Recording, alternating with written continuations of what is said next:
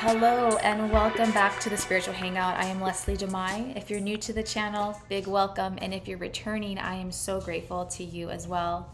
In today's video, I'm going to be sharing with you a technique I recommend to students during their shadow work process when they are encountering blocks, emotional blocks. So this video is especially to those of you who are familiar with tarot or oracle cards. I'm going to be going over a technique that I recommend using tarot cards. This is a Rider-Waite tarot deck here. So whether or not you're familiar with them, you do not have to be an expert. It's more so about being comfortable with, the deck, and yeah, that's about it. So let's go ahead and get started with this. All right, so as I said, you don't need to be proficient in reading cards. In fact, this might serve you even more if you're not that familiar, because there won't be as much of a preconceived knowing. It's important, no matter how versed you are with tarot, to look at the cards with fresh eyes when it comes to using the cards with your shadow work process. You will understand more as the video continues. So again, I'm not an expert. I only read for close friends, clients, and for those who inquire, and of course myself during shadow work and also ritual work, which I will also go into later in this video. In my course, Deprogram Your Shadow, I will go into this a lot more detailed, as well as demonstrate and walk you through it. However, I did feel called to let you know, and the tribe here on YouTube know, how to utilize this communication device with your higher self while feeling blocked during transmuting emotions and dense energies. So when I use these cards, I don't call out to particular spirits or entities. If you do, then please feel free to do so. I call to my inner wisdom, the pure love frequency, which is impermeable, the power source of pure, sustainable, infinite energy. This energy is always in alliance with our highest self, always in alliance for the greater good of the collective as well. So the first step is to set your space. You must already feel called to doing the shadow work. So perhaps you're feeling emotionally blocked with a sad or numb undertone. You recognize there is something calling or tugging, and it's time to recognize it. It is there to be released. We must let go of that which weighs heavy on our souls. Meditation and shadow work is the act of letting go. So let us remember that before we continue. This technique will guide you to understand, investigate, and listen to your intuition. So I also, when we begin this process, get your environment ready. You're already going to feel something coming up. I want you to start with your version of meditating. Relax the mind and slow down the brain waves. You then deepen your breath and gradually connect with it. Sync yourself with these fresh, deep breaths that are going to help calm the mind so that we can tune inward and see what truly is coming up. What is this emotion that, is creeping around, looming around, wanting to be expressed and seen and integrated. So once you feel that your shadow is creeping up, connect with it. Free of suppression and free of judgment. You are the observer. So remember that. You are the one witnessing the emotions, your reactions to it, your physiological responses. So whether this be tears, fear, stiffness in the body, etc., you are not, and you never were, in fact, your thoughts, your feelings, nor these emotions. It all feels so incredibly real, yet it never was and it never will be. So keep that in mind. You must understand this on a deep level. And if you're still not familiar with how that could be, if this feels like, how am I not my emotions? How am I not my thoughts? I highly recommend you continue meditating. I have a free, beautiful meditation I created on forgiveness available on my channel that walks you through a meditation so that you get more comfortable with these relaxed states, because many people cannot even relax without feeling like it's this odd sensation. So I urge you to continue your meditation practice, even if it is a guided meditation, until you feel more comfortable you then will realize that you are not actually in fact your thoughts nor your emotions or physiological responses.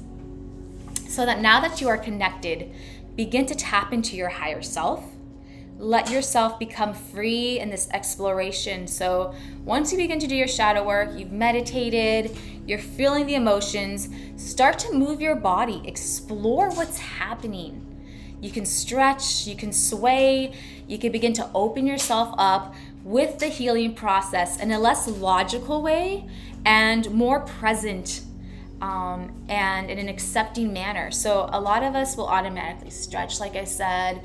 You may breathe deeper, you may move around, you may listen to music to help you really dive into what's going on. Don't feel silly, dim the lights, get to it. Once you feel you've reached a more open space, begin to shuffle the cards. So I have my cards here. I currently have some cards on my altar, so they're not all actually here, but just to kind of demonstrate, I do have the cards here. If you're not really good with shuffling, it doesn't matter. Like, it's not about how skillful you are. You can lay your cards out in front of you and start to shuffle them that way. Whatever way you like to shuffle. Start to ask for clarity and to have revealed what needs to be revealed for you at this moment. So set your intentions with your cards, with this experience, with this exploration. So in terms of drawing your cards, keep it simple. This is another tip. No need to pull out a full deck. I typically pull out 3 cards. Completely customize this to yourself. Typically I will ask what needs to be revealed, what part of me needs healing, or what should I be focusing on. So really it's up to you. Take the time after you pull your cards. So you really want to make sure like it feels right. The timing is right. You've drawn the cards, you feel them, you pull them close to you. Do what it takes for you to really be in command, yet at ease and in flow with the energies that you're curating in this process. And remembering the intention behind it is for clarity of this block while these emotions are coming to the surface. Okay, so yeah, I'll usually just have the cards and I will basically say, what needs to be revealed. Show me where this is coming from. What is this blockage? And so I'll pull 3 cards and I'll have them face down. After you pulled your card, flip them however you like. You can flip all 3 at once, kind of look at the big picture. You can flip one at a time. The point is, you do want to take your time individually with each card to really study it and see what you're feeling, see what's coming from deep within you when you look at this card. What emotions are coming up? What sensations are coming up? What was your first thought? So this is a great exercise for you to really tune in, to be extra conscious, extra mindful of what that first thought that pops in your mind is, because often we override that thought with our logic. So really think, wait, what was the first feeling, emotion that came up? And don't be scared. If it was something that may be considered negative, it's okay. Like, go with that. That's the original pull and intuitive message you got. That's your higher self. So there will be a divine message. There will be a sense of direction for you to continue to unblock, to do the shadow work, and to heal. It's so interesting. So take the time to review each card, and then after that, continue to tap into your higher self, process the information, process the emotions, and then look at the bigger picture. Learn to trust yourself deeply, to trust your healing process, to trust your ability to conquer anything. So when we do this work with the cards, they help kind of become our compass for this current block that we're experiencing. And we're really being the, creators. We're really being the ones that are taking the driver's seat in our healing process because we've decided to confront it.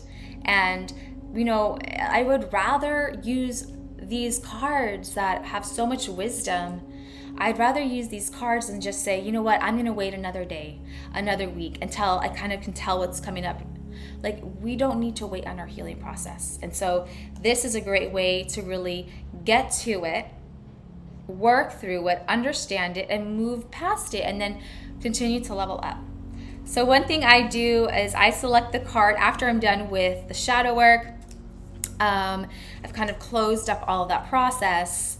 The one thing I do after is I will then select the cards I want to embody after I feel like I've cleared my energy and transmuted that repressed emotion. I'll go into my cards and I'm like, all right, like, you know, I've just alchemized this energy, just alchemize this experience that's been coming up that I went through, and you know, I never really processed. I've just alchemized this trauma, whatever it may be. You come into the cards next and you're like, all right, you know what? I feel cleansed. I feel like I've done some healing and I feel empowered now, right?